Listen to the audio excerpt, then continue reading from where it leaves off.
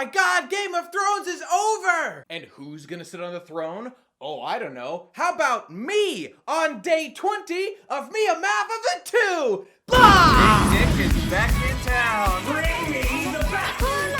Because I'm an idiot. Alright people, let's get straight to it. Game of Thrones Season 8 over, series finale concluded. What the hell were we in for? I've been so busy with MIAMAFV 2 that I only had time to watch episode 3 to the end last night. And so I did so, and now I know everything. And also, I have read every book that's out up to now, and I've been ferociously waiting for Winds of Winter. It's still not here. Please, Germ, soon. But forget all that, let's talk about Season 8, the show. It's over.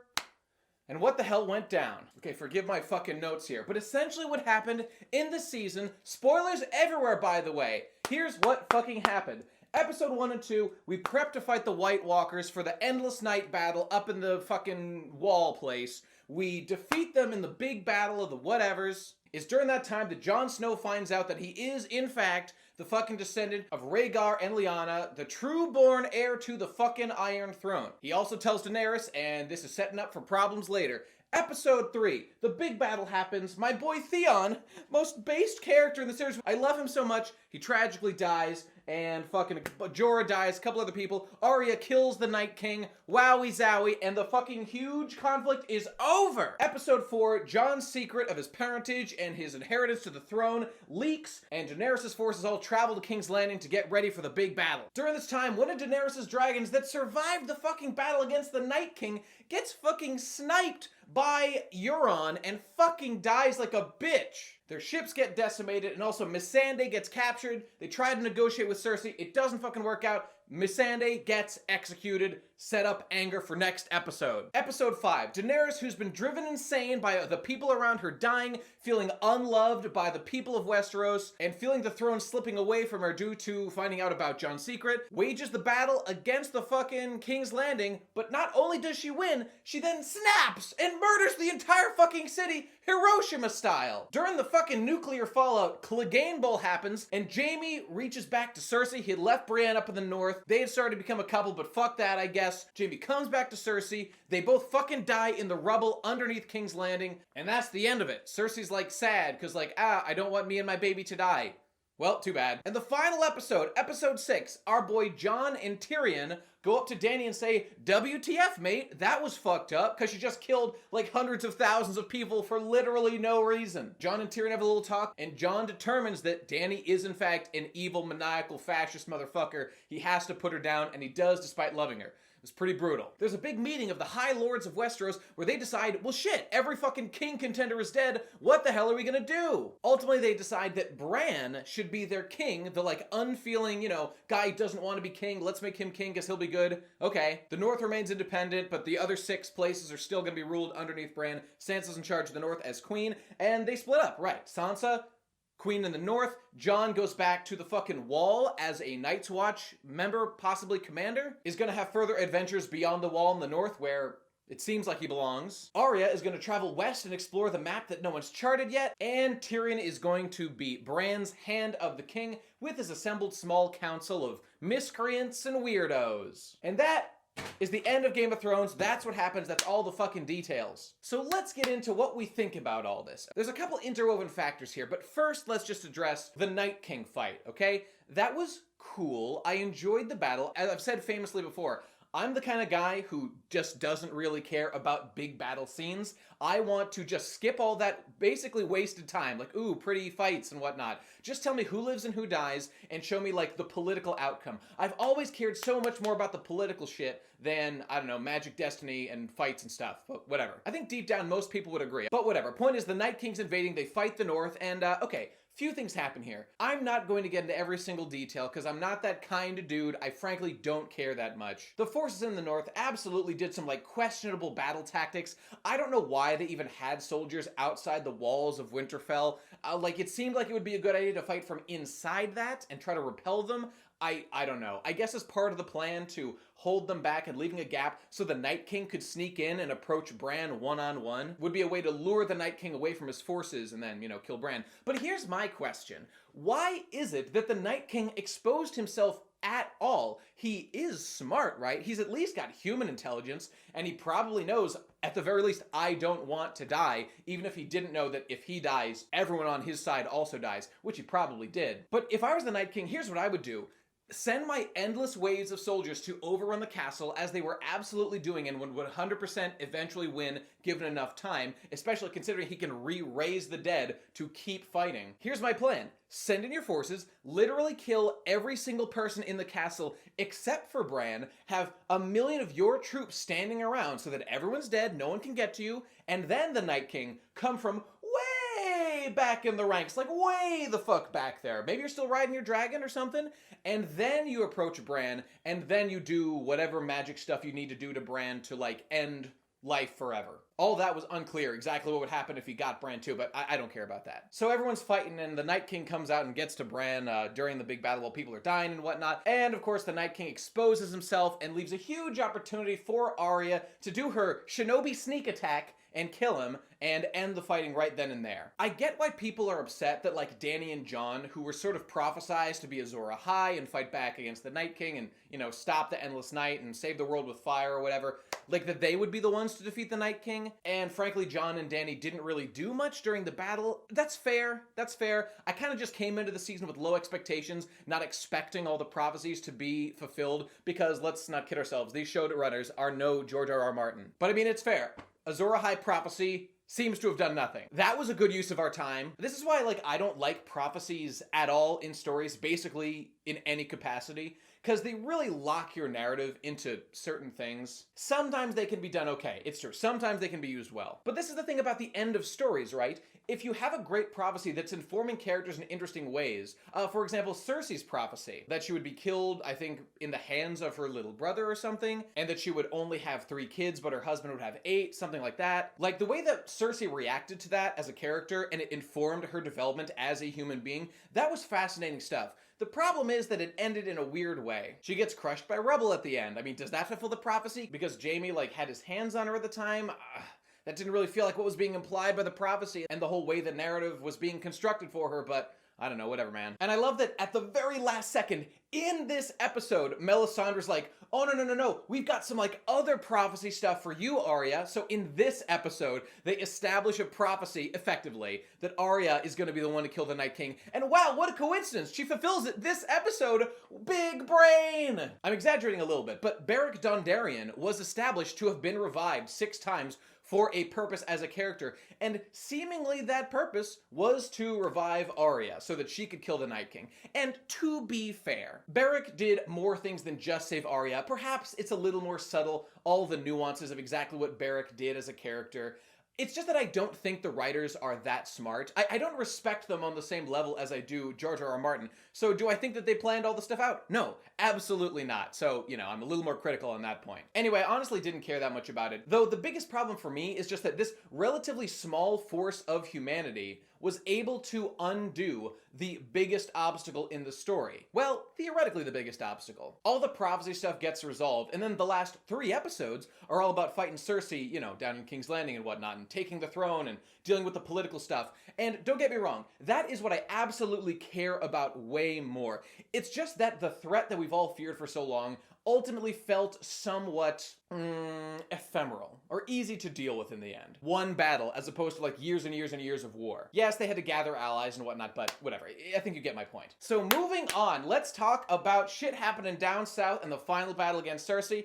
Okay, we're gonna go character by character here, establish what happened to him, and see if it was satisfying or not. So we've got to start with the biggest thing here, right? Daenerys. So the plot line that's established here is that Daenerys is being driven a little bit crazy by, first of all, her forces being beaten back time and time again as she's trying to take Westeros by Tyrion's plans that are, like, very cautious and trying to cause as little loss of life as possible. This is frustrating Dany, who feels so close to her goal, yet not quite there. It's like she's about to coom, but he keeps pulling back, you know? You hate to see that shit. And the pinnacle of this is when she, out of the goodness of her heart, takes her forces north to fight against the White Walkers and do the right thing, protecting the world, and loses half her forces and Jorah dies, important people to her. My based boy Theon! And not only does this put her in a weaker position to take over Westeros from Cersei, it also seems that Jon is the one getting the real love in the battle, which I see her perspective on. It is pretty annoying that everyone's sucking Jon's cock as opposed to her when she did some good stuff,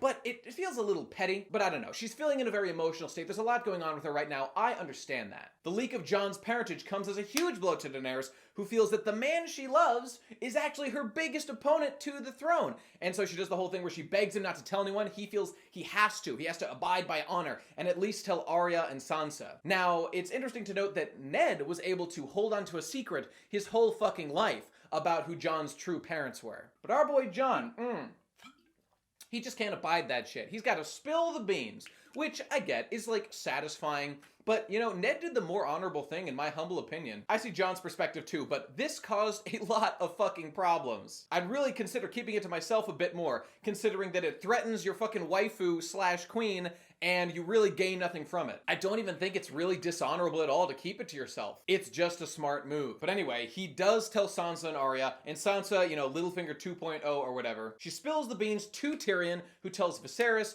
and basically she's just letting the secret get out, which is somewhat betraying Jon, who she said she wouldn't tell anyone, but whatever, man, I didn't expect her to keep it. So word is getting out, and Dany just feels super threatened, and she's worried that this is going to destabilize her claim to the throne, and people like Varys we see actively working to try to undermine Daenerys. He's writing letters, he's concocting schemes, so it's on. It's full-fledged on, trying to take out Dany and put Jon on the throne. I watched Alt-Shift-X's videos, and he pointed out that it seems like they're actually trying to poison Dany, and I was like, whoa, this is escalating quickly, but fair enough. It's funny to point out that Varys, did I say Viserys before? I meant Varys. That he was so hardcore Team Daenerys up to this point, and now all of a sudden has hugely flopped and thinks that she would be a terrible fit for the throne. Go figure on that, dude. And it's worth questioning. Ned Stark lasted like one fucking day in King's Landing before fucking everything up politically and getting his ass murdered.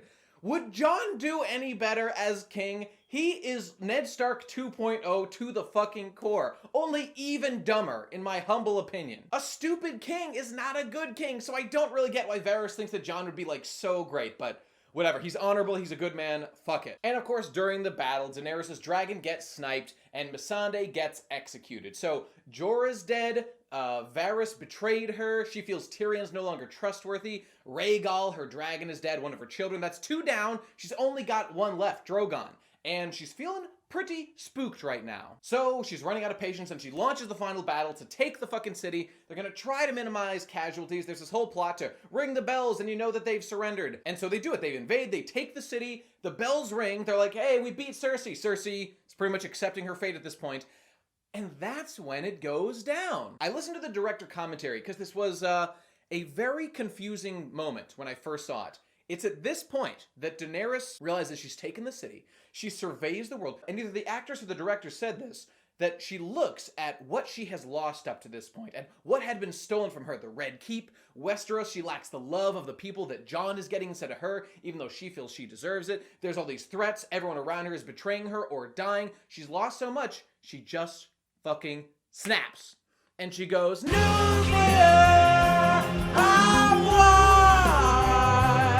and she nukes the fucking city. I get what they were going for. I understand the character path that was being set up for Daenerys. I find myself wondering constantly, is this what George R.R. Martin set up? Because he's non-committal on whether or not the endings will be the same as in the books. Obviously, some things will be different. Better, across the board, I have no doubt. She's got the whole Mad King Targaryen blood in her, right? So there's always been the potential for madness. We've seen her take joy in killing her enemies, and especially in this season, they're playing up that she is destined to free the world. She really believes this shit a lot. But it's just that none of that went into that decision to burn the fucking city to the ground. This was pure emotion at feeling slighted by the world, so she murders innocent civilians by the tens and hundreds of thousands. There's 1 million people living in King's Landing, and she kills the majority of them for sure. I'm sure you know this, but George R.R. Martin compares the dragons to nukes, so, apt comparison to Nagasaki and shit. And then down on the streets, we see the nitty-gritty of what happens when all-out disgusting war happens. The soldiers have taken their lead from Daenerys, and they've also gone pure amoral. The Dothraki are killing and raping, the Northmen are doing the same, and Jon even murders one who's raping a woman, because Jon's like, I didn't sign up for this shit. It is absolutely fascinating to see the recontextualization of Jon, who felt like he was a liberating hero at first, witnessing what his superior, his queen, doing, murdering indiscriminately for no reason when they'd already won. You can see in Jon's face, he recognizes the Lannister soldiers are being the good guys trying to save civilians. He and his boys are the bad guys, and that's gotta fuck up Jon to his core. Arya gives up her revenge against Cersei plot while the Hound goes on to kill his brother. I was never that into Clegane Bowl. Whatever, they both die. And we see the carnage from her perspective mostly. And I thought it was pretty effectively done. I really enjoyed it. I know there was basically no way to avoid this, but I felt it was a little bit on the nose. I was a little bit bored and like, okay, we get it. Mahar of War. But hey, these guys aren't exactly known for their subtlety. For example, this subtle shot where Daenerys is subtly hinted to be evil now. Wow, you're right. Film school needs to teach this as the pinnacle of filmmaking. Come on, people. Let's not be this basic. I really think that this shot represents the storytelling of the last few seasons. Just lacking all fucking self-awareness. Anyway, everybody's fucked. What can you do? After all that shit's done, it comes to Jon and Tyrion to deal with their queen. Tyrion's arrested because he freed Jaime as part of a thing where he was trying to save Cersei, which was kind of fucked up. But hey, what can you do? Family's family, I guess. So Tyrion's thrown in the dungeon, probably to be executed shortly. And Jon has a talk with him, and Tyrion's like, hey, Jon, FYI, you know that Daenerys is bad now. Do me a favor and murder her, please. And Jon is understandably resistant to this. I mean, he loves her, and yeah, he's pretty much grappling with the fact that she is basically 100% evil now. But it's understandable for me that it takes him a little bit. I've heard some people complaining that like, Jon should have instantly recognized how evil she was. I'm just like, calm down, bro. Give the guy more than like a couple hours to process that the love of his life, who he believed in as his queen and thought was pure good, just a bunch of evil shit. I'm just saying, give the man a couple hours. Because a few minutes afterward, he is convinced. Okay, she's evil. All right, let me take care of this. I really enjoyed the scene where Jon confronts Daenerys in front of the Iron Throne, and noticing that no one truly sits on the throne in the scene, how subtle again. You can tell that Jon does not want to accept that Daenerys is truly bad.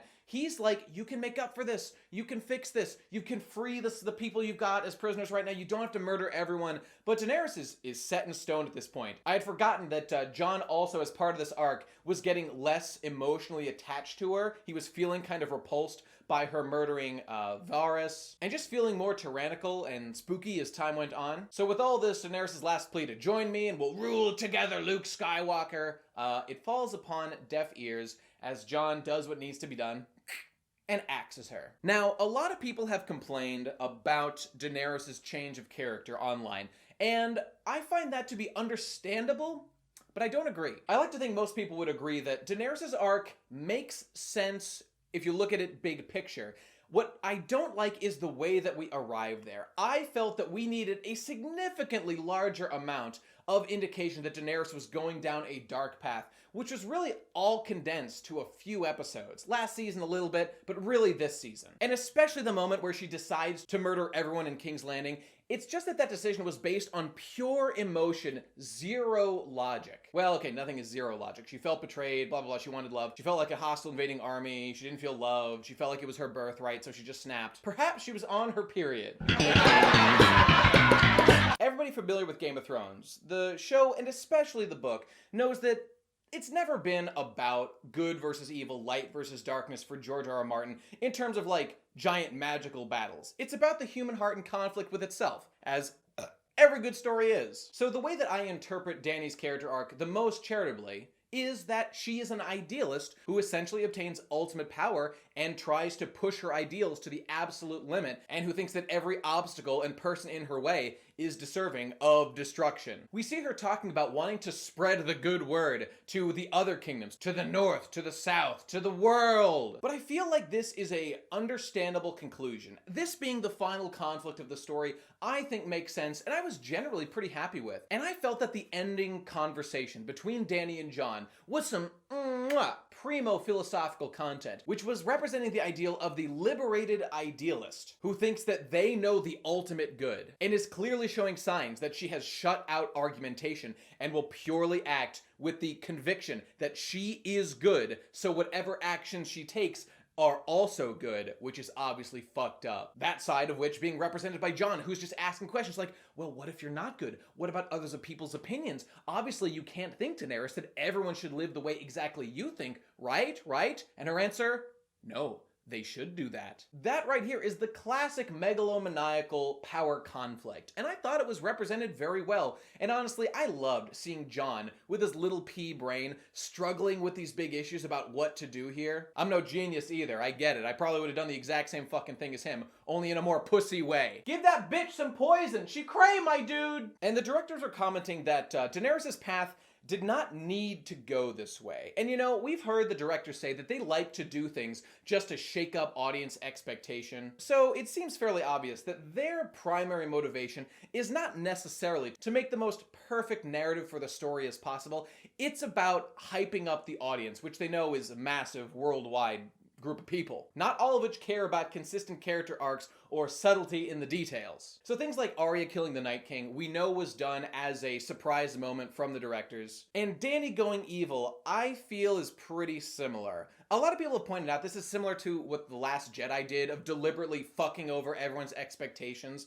And I never saw The Last Jedi, but that sounds reasonable. But the thing for me is that I actually quite like the ideals that are being portrayed in this ending. It's just that I think the details to get there were woefully underdone. And yes, one of the many issues is, why exactly did Jon and Dany not just get married? Wouldn't that undo the whole Jon and Dany succession issue? I think the answer is obviously yes, and the reasons that Varys says as to why this isn't the case is that Dany would never accept split rule, but I mean, literally, why couldn't they just get married and Jon just take a backseat fucking role? I mean, he'd be happy with that, right? I don't fucking know. I guess the story just needed that to not happen to create conflict, which also reminds me of the whole issue. Alt Shift X pointed this out, and I thought this was a very smart point. Dany really did not need to burn down or attack the fucking city. The whole situation about being put in the situation where she had to either sit there and do nothing or attack the city and kill guards and then go beyond that to burn the whole thing to the ground was super contrived, because Arya really could and already was in the process of invading the city and assassinating Cersei. Yes, we don't know how that plan would have gone if Daenerys wasn't already attacking the city, causing chaos when Arya arrived and was, nearby to kill Cersei. But this just goes to show the myriad of things that could have prevented the Dany situation from happening. So, it's hard to really take it that seriously or be too impressed, but I think we all know that already. And we know that HBO was willing to fund more episodes of the show. I heard that they were willing to fund 2 more seasons of 10 episodes each. It's just that the directors really, really wanted to wrap shit up now, which is very odd. They chose to leave so many plot threads undone and not go into all these details, even though they had the budget to do so. That is bound to be surprising to some people. So anyway, after this scene, Balerion comes up and finds Jon leaning over Dany, and you'd think that this would be a great time for Balerion to kill the man who just killed his mother, Daenerys. But no, because this dragon is so fucking smart and loves symbolism so fucking much, he's about to breathe on Jon, but no, he breathes fire on the Iron Throne, because what? He's like really into metaphors or something? He's a fucking dragon. I don't know if dragons in this universe are like smarter than humans as they're sometimes said to be, but like what the fuck was that? Is it because of Jon's Targaryen blood that he didn't kill him? Or is the dragon like, whoa man, it's not that Daenerys was bad, it was this political system that made her turn evil, so I'm gonna like metaphorically destroy it by destroying the Iron Throne. Do you understand my big brain motivation here, Jon Snow? Subtlety in its purest form, ladies and gentlemen. So that's the end of Daenerys' arc. Rest in peace, Daenerys. To finish up on the subject of Jon Snow, to me in this scene, Jon Snow represented like a stable sort of conservatism, not like politically, but I mean that Daenerys represented like radical change that she would do anything to get to because she felt it was objectively good.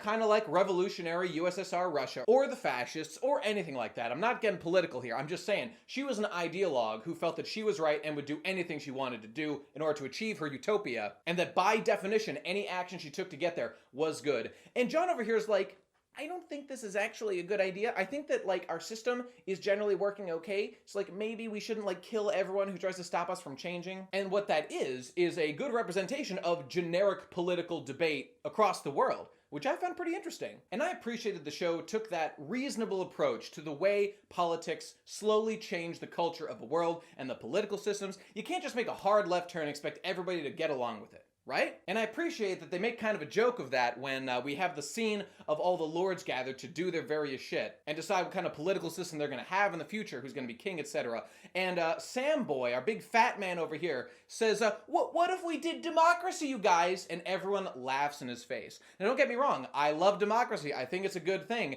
It's just that for these fucking feudal lords to, like, willingly give up power, I appreciated that they just utterly reject that outright. We don't have, like, an overly idealistic version of the way humans would act in this. And playing it for laughs, I felt was a self-aware, pretty funny move. There's a lot of moments like that in this season that are like, we are the writers addressing possible thoughts of the audience, and aren't we funny and clever and self-aware? But in this case, I did think it worked. And so Jon's fate is for the crime of killing Daenerys. He gets sent to the fucking wall, where he is going to be in the Night's Watch once again. This feels kind of like a regression for the character, that we're just putting things back to status quo, because it's hard to imagine he'll be the same man after everything he's gone through. But then again, we know his heart belongs in the North. He goes back and finds Ghost and is going to be a direwolf kind of guy beyond the wall. So, I don't know.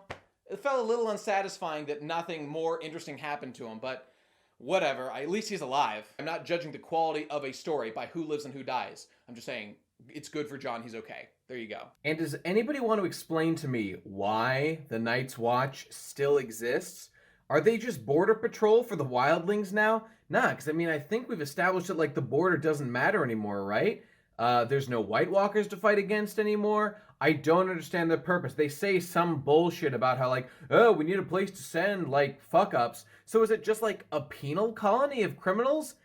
I guess that serves a purpose, but fucking strange. Anyway, at the King's Moot, or whatever the fuck it was where the lords met, Bran gets decided to be the fucking king. Now, first of all, why do all these motherfuckers have an equal voice? Literally, why the fuck does Brienne get to vote on who's gonna be in charge? She's not in the fucking King's Guard yet. I don't even know who half these fucking people were. Usually at a scene like this, you want to care about the most important people in the kingdom, but whatever, I guess they're just filling the holes that have popped up in the story. As to who's in charge of which lands now, blah, blah, blah. Those kind of details used to be really important, but I guess we got bigger fish to fry. Anyway, the case for Bran being king is that, like, he doesn't want to be king, he's super wise, he's super stable, and I gotta say, when Tyrion looks over and says to Bran, like, will you accept being king? You are wise. You know more about the world than everyone. You're the keeper of our stories, whatever the fuck that means. It was a badass moment when Bran looks over and simply says, why do you think I traveled all this way?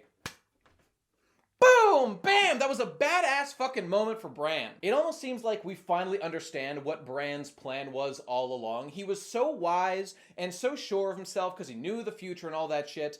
And he knew that eventually his goal, his purpose, was to govern the rule fairly, is what I'm inferring. To be a good king, because he doesn't want to, but he's the best man for the job. He's a lot smarter than Ned Stark and a lot less crazy, at least potentially, than Daenerys was. By the way, I'm not knocking feminists, but imagine being one of the ones who named your daughter Dany, because she was a feminist icon at the time. Yikes! Imagine naming your kid Adolf in 1939. Oops! Oh, it's the simple things. But you know, on the subject of Bran being king, I do have kind of a problem with this, because what can we learn from the fact that Bran turns out to be the best king? I mean, I'm just assuming that's what is intended by the narrative. Tyrion's super smart, wise man now, so he knows what's best. Bran has literally cheat code wisdom. He is smarter than any human could be, because he's got access to, like, infinite history and shit. And I'm over here like, well, what the fuck am I supposed to learn from this idea? Am I supposed to learn that, hey, sometimes the best fucking leaders are the supercomputer brains with access to all information? Like, the closest parallel I can think of to what Bran is like an AI connected to the internet with the sum of all human experiences that has a general goodwill for the population. But that doesn't exist in real life. Literally, what do we learn here? Maybe I'm being too critical, and the main thrust of it is that it's just people who don't necessarily have passion should be the ones who lead. It should be the most stable, the most wise person. That's the one who should be in charge. I just feel like Bran is kind of like a cheat code win, but that's life. And here's the thing. We know that Bran will not have kids, as Sansa shouts during the meeting, "Did you know Bran's dick doesn't work?" And this raises the question of who will succeed Bran, what will their qualifications be, And how the fuck are we going to avoid the exact same political problems happening in the future? We still have kings reigning over 6 kingdoms. The North separates and becomes its own thing. You know, there's a tendency with stories like this for guys like me to want to look into it and be like, give me philosophical answers to my questions. But the problem is, philosophers have grappled with questions like, what's the best way to rule a populace? You know, what does it mean to be good? What does it mean to be bad? Our smartest people have asked these questions for a million fucking years. And so when I look to a show like this to try to get answers to these questions, it's only natural that I am disappointed. Because the people making this are great filmmakers, I respect them for that, but they're not philosophers. Our boy George I respect more on this front, but not the show. Because if it was based, Littlefinger would be on the throne right now! Or our hero Stannis! It was his turn! Alright, let's burn through the rest of these. Arya decides to become an adventurer, felt reasonable for her character. She turns down marrying our boy Gendry, who gets placed in charge of the fucking Stormlands, the entire thing, since he is Robert Baratheon's son, and Daenerys makes him legitimate. Although, hang on, Daenerys just made him Lord of the Stormlands. However, she's fucking dead and evil, so are we still recognizing her political selection? I guess that's true, because, like, Cersei's regime is out. Daenerys' regime of, like, the Unsullied and the Dothraki and whatever, those guys won, so what they generally will to happen is happening, with Grey Worm and whatnot. So this guy is still fucking Lord. Okay, fine. Which reminds me, I fucking hate Bronn, and I'm totally fucking sick of him. It's been addressed by George R. R. Martin and other people that Bronn is such a focal part of the story because the audience likes him. This is one of those things where, like, the show itself is changed to make viewers happier as opposed to making the narrative better, because Bronn doesn't fucking matter in the books at all. He was irrelevant so long ago, but he gets fucking Highgarden. He gets fucking Highgarden, one of the biggest dick castles, one of the best lands in the entire fucking nation. He is lord of one of the 6 fucking kingdoms. North doesn't count anymore. Are you shitting me? He doesn't deserve it. He's not that dope. I'm so sick of these fucking forced-ass characters who don't make the narrative better, but you know, whatever, dude. I would have liked Bronn if they just ended his story logically seasons ago, but they bring him back, and I'm not even saying he shouldn't have any role. I'm saying the amount of screen time and the amount of reward he ends up with is so disproportionate to his contribution to the story. But whatever. Why couldn't it have been Littlefinger? It was his turn! The show fucked over Littlefinger so bad from the start. Whatever. He just wanted to be a big guy for you. Did you know that Littlefinger's family's original sigil, the Baelish family, was the Giant of Braavos, the Titan or whatever? His banner is literally being a big guy for you. Okay, moving on. Anyway, getting back to my point. Arya didn't marry Gendry, wants to go be an adventurer. I guess nothing particularly interesting comes from her whole adventure, becoming an agent of death and a secret agent killer man. Although she learns to, like, appreciate life from the Hound and whatnot. She chooses to go away from being a crazy murder bitch. So I guess that's character growth. Fair enough. I'm reasonably satisfied with Arya's arc, though again, I felt that she was a little bit overplayed in the narrative, but it's okay. Sansa's gonna be fucking big dick queen of the North. Fine.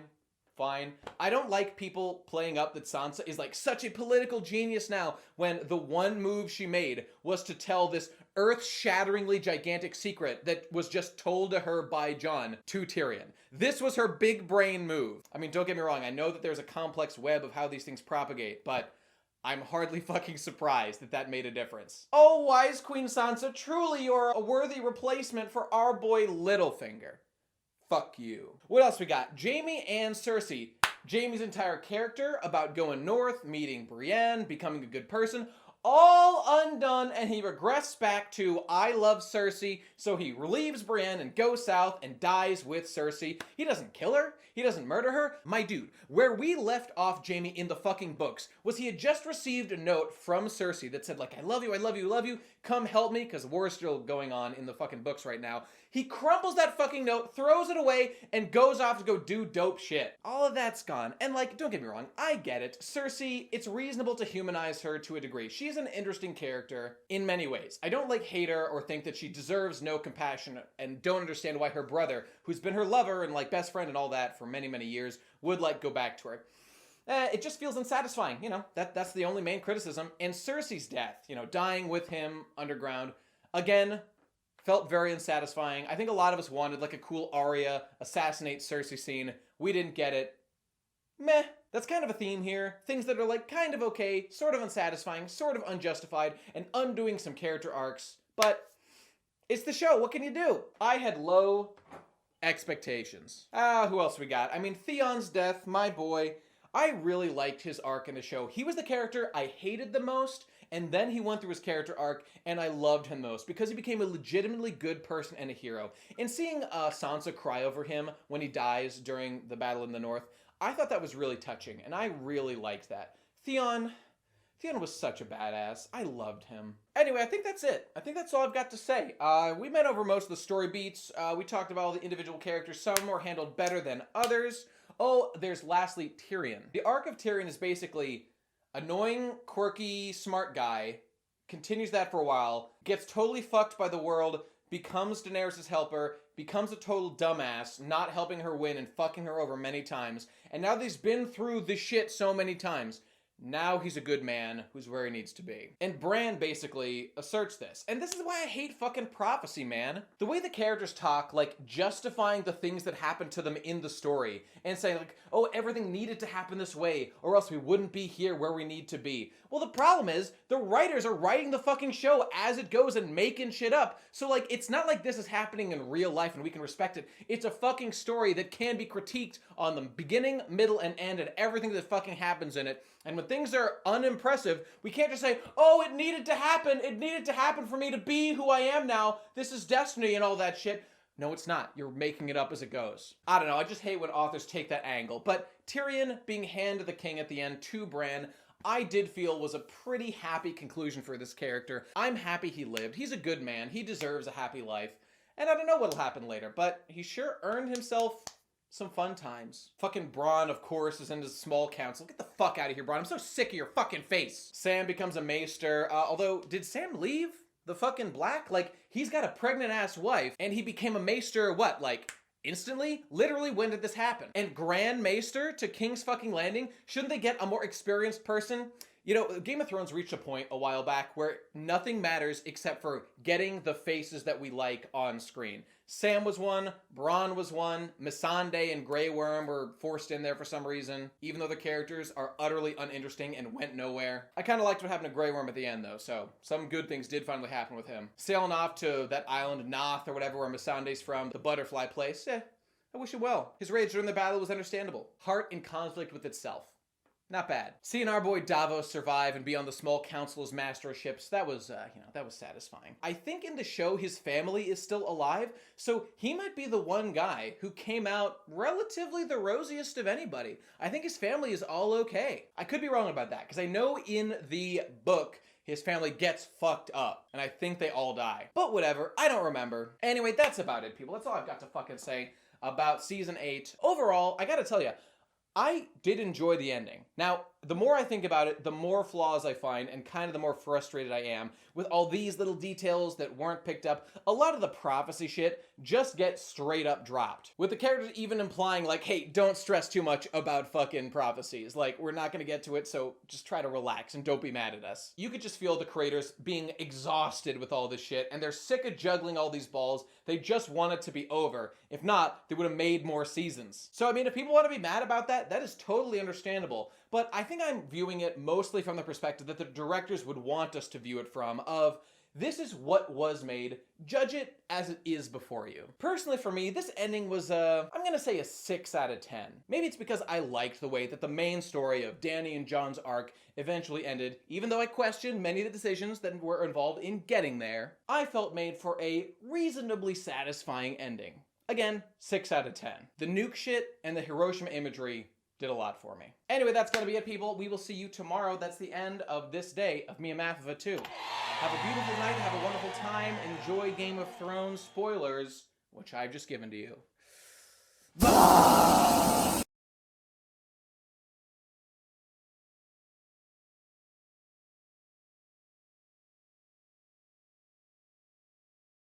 By the way, we are getting very close to the midnight of the 22nd of May deadline for the BGE editor contest. If you have not got yours in, you've got a little bit more time, but you better hurry the frig up because we are getting close to it. And just to be clear, that's all day on the 22nd that you've got to work on it, midnight of that day. So going into the 23rd, that's when the deadline is. Clear enough? Good. 5-minute deadline, get it in there, try to avoid getting copyright shit. That's all you need to know. Go watch the video for that. See you tomorrow. Bye.